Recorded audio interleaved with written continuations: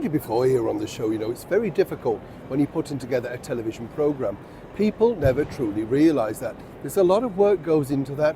There's a lot of time consuming. Can they do this? Can they do that? Does your timetable fit with that? That type of thing. Now, as you can imagine, Meghan Markle is desperately trying to make this cooking show work. But seemingly, even without the problems that she's encountered on a personal level, well, sadly for her, things seem to be going a little bit skew-whiff. As ever, let me explain. Lovely to see you today, and we're in King's Cross. I'm sure you've worked that out already.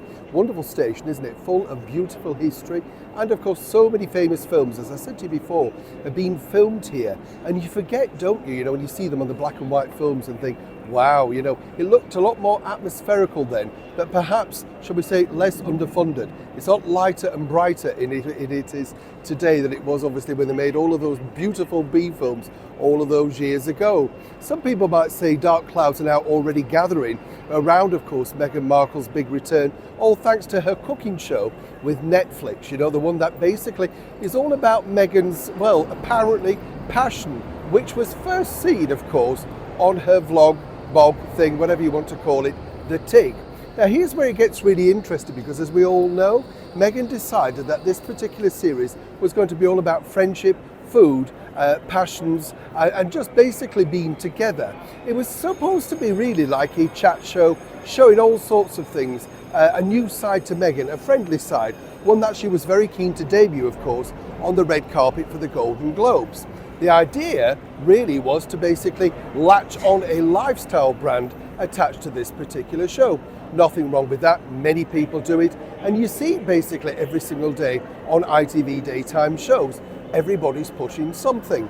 But you see, a recent fallout means that once again, a valued guest apparently is now on the back burner. We're talking about someone who Meghan really was very, very vocal about, Sophie Trudeau. This was from her time, of course, appearing in the cable TV series over in Canada, Suits. And she gushed all about how she was a very close friend, and really, on Meghan's side, if you were to believe this, seemingly she's no idea why things have gone so spectacularly wrong.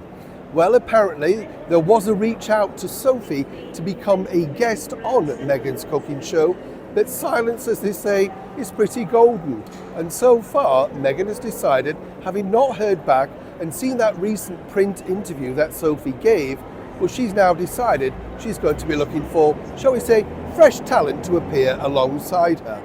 Either way, it's going to be interesting now to see exactly whether, when she records these particular series and does these interviews and chats over food with friends, if they still remain friends by the time the show's edited and aired.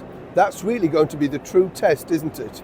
But moving forward, as I say, for Meghan herself, if she was hoping to make sure that that could be a very big star guest, seemingly it appears that Sophie's taking things a little bit too seriously and has decided that perhaps, as the Spice Girls famously said, friendship never ends, unless, of course, you're Meghan and Sophie. Either way, it's back to the drawing board. Neil Sean in the very heart of King's Cross, London.